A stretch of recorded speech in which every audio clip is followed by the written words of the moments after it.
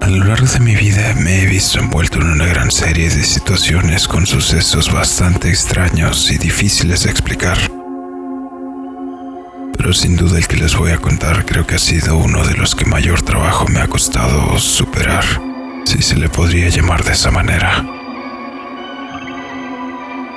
Pónganse los auriculares, suban el volumen y apaguen la luz, porque están a punto de escuchar historias y relatos en el umbral de la noche. Comenzamos.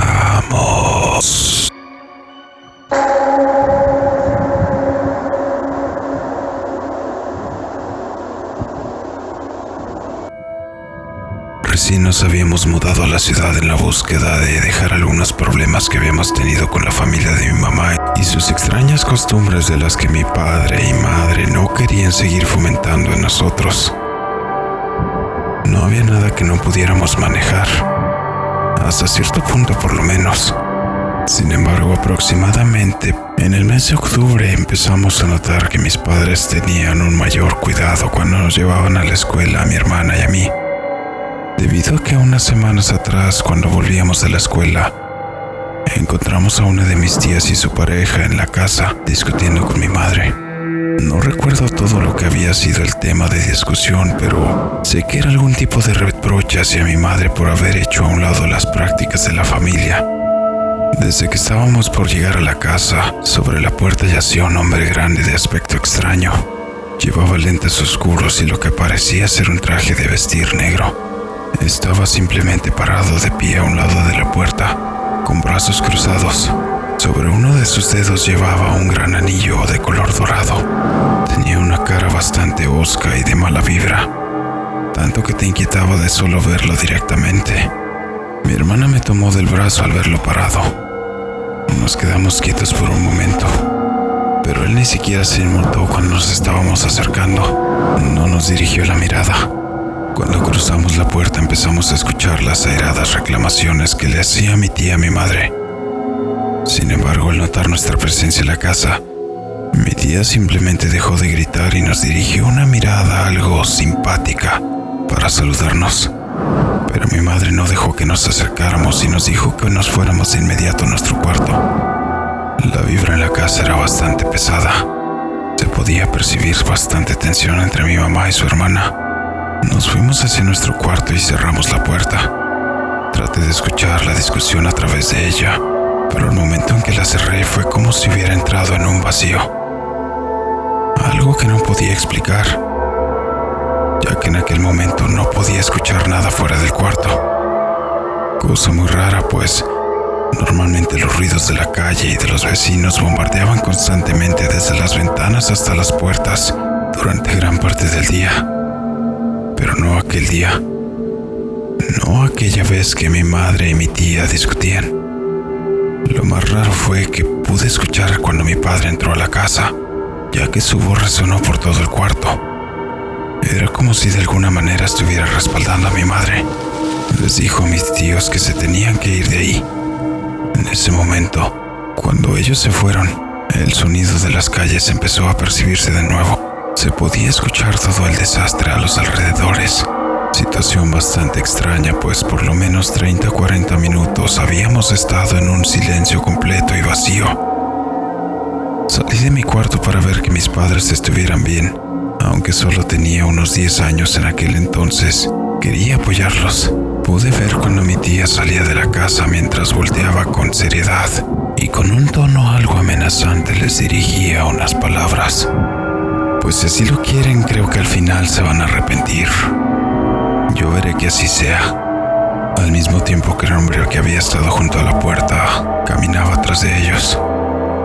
Mi papá y mi madre no nos dieron mayor explicación a mi hermana y a mí. Simplemente dijeron que tuviéramos cuidado con las personas que veíamos en la calle. Después de aquello, nos llevaban a la escuela e iban por nosotros al salir durante un tiempo. Una de esas ocasiones en que fueron por nosotros, mi madre dijo que iríamos a visitar a mi tía. la misma que había ido semanas atrás a discutir con ella. Dijo que mi padre nos alcanzaría ya, que tenían unos asuntos por resolver.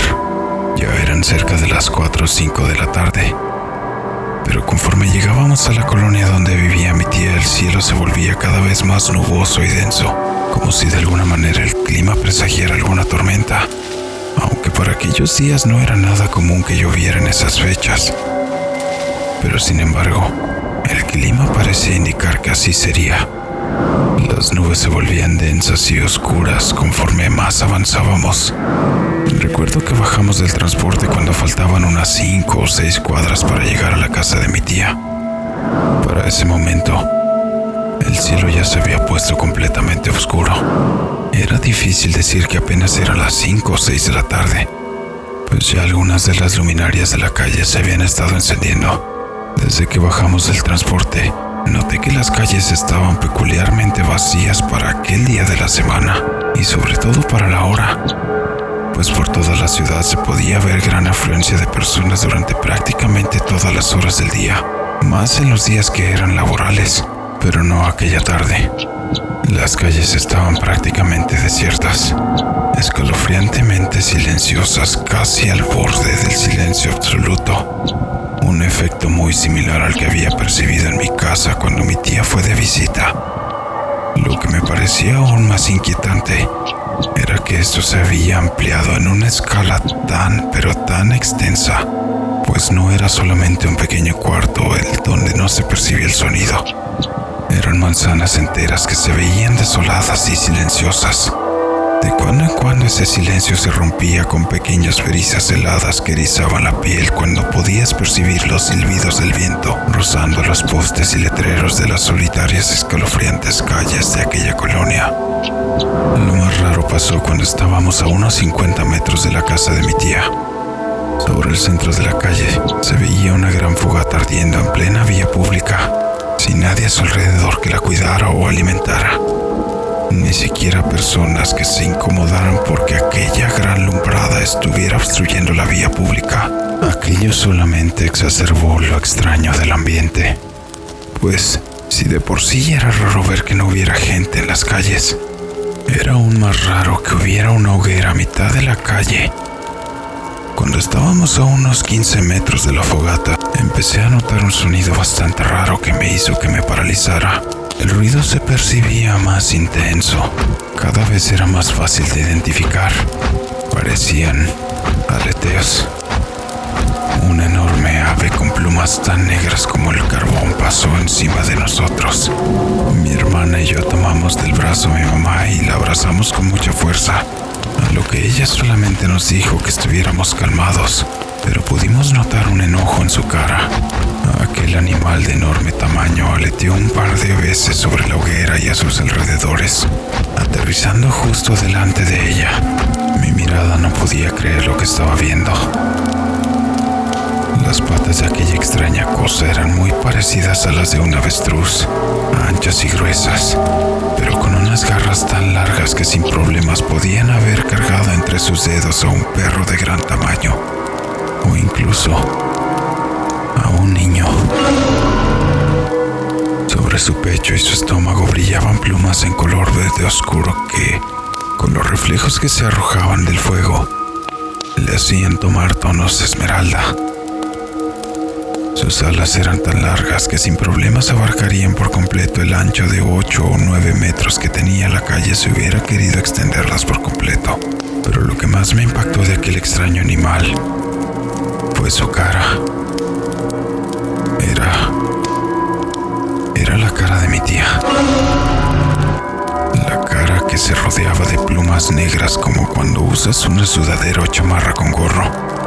Así se veía que su cara estaba rodeada por lo que parecían plumas oscuras tan negras como el carbón. Y aunque su cara se veía distorsionada porque en lugar de nariz y boca había un pico largo de color amarillo, no había duda de ello. Aquella cosa tenía la cara de mi tía. Lo que pasó a continuación pasó tan rápido que incluso me puso a pensar si de verdad habíamos estado ahí, si de verdad habíamos estado viendo aquello. La llama creció por sí sola en un tono azulado y la criatura dio un paso de media vuelta hacia la fogata. Las plumas de sus alas se tornaron en un abrigo largo de color grisáceo. Dio un segundo paso y ahora estaba completamente de espaldas a la fogata. Las patas se habían vuelto las piernas de una mujer que caminaba en falda y tacones con bastante gracia. La llama creció y se expandió una última vez en un tono verde esmeralda similar al color de las plumas de su pecho. Y ahora su cabeza se había vuelto una larga cabellera y tan pequeña como la de una persona normal. El gran pico y plumas que tenía sobre su cara ya no estaban más ahí. En menos de 10 segundos, aquella extraña ave se había vuelto en la persona que era mi tía. Todo aquello fue tan impresionante que sentí como mis piernas temblaban mientras tomaba a mi madre por el brazo. La fogata se había apagado de golpe, dejando una estela de humo que se elevaba al cielo en un color verdoso. La mujer volteó en dirección nuestra y sonrió con malicia, cosa que le disgustó aún más a mi madre, pues su enojo era completamente notorio.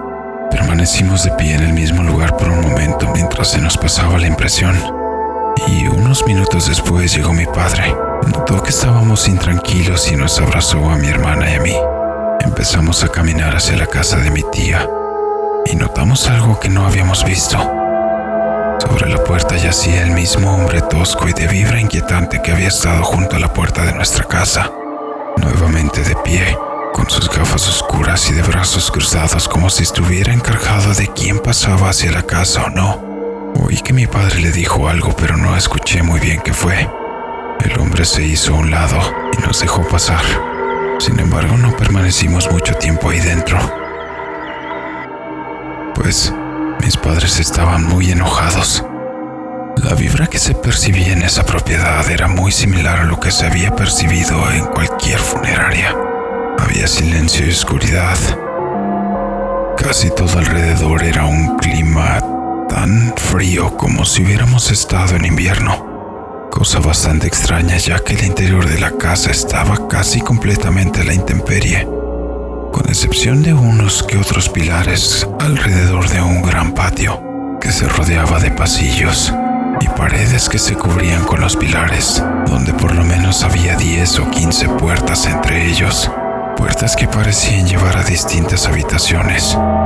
Mi padre y madre caminaron rápidamente y alcanzaron a mi tía, que seguía caminando de espaldas a nosotros. Las únicas palabras que escuché a mi madre decir fueron: ¿cómo te atreves a hacer eso en plena luz del día y con los niños viéndote? No vuelvan a buscarnos o de verdad te vas a arrepentir. La severidad en su voz era bastante pesada. Creo que nunca me había tocado escucharla que hablara tan en serio como lo hizo ese día.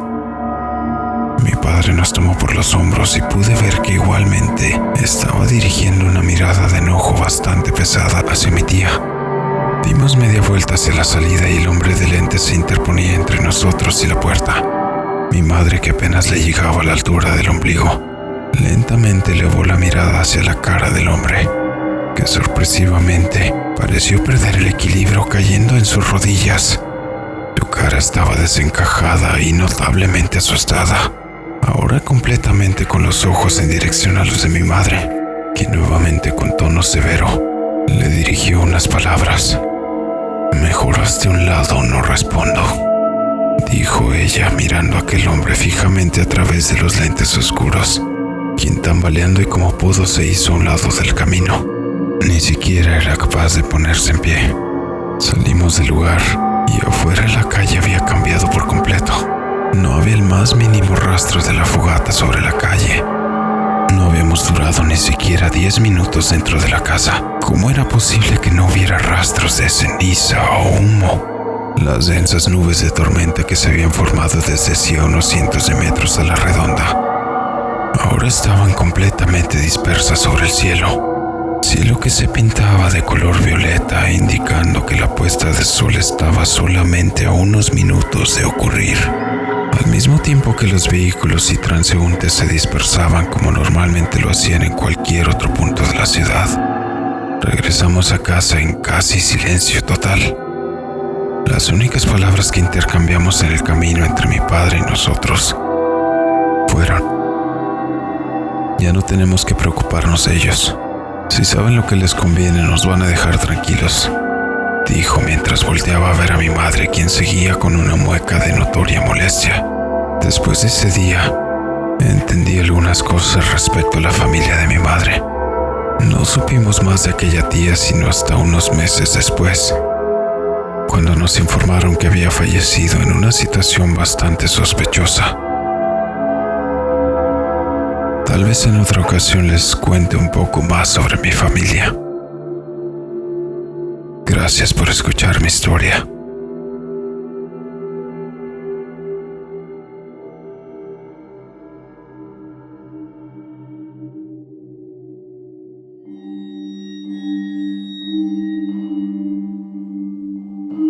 Y así llegamos al final de esta historia. Bastante espeluznante las situaciones que podemos llegar a vivir con personas quienes pensamos conocer, pero que en ocasiones ni siquiera sabemos con quién estamos conviviendo. Déjame en los comentarios qué te pareció la historia. En la descripción podrás encontrar nuestras redes sociales para que nos apoyes y sigas en ellas. Sobre todo en YouTube, suscribiéndote, dándole un like y compartiendo, para de esta manera seguir trayendo más contenido en todas las plataformas. Asimismo, te invito a que nos hagas llegar tus historias o sugerencias al correo electrónico dracotrx13@gmail.com. Todas las historias son tomadas con respeto para nuestras futuras entregas.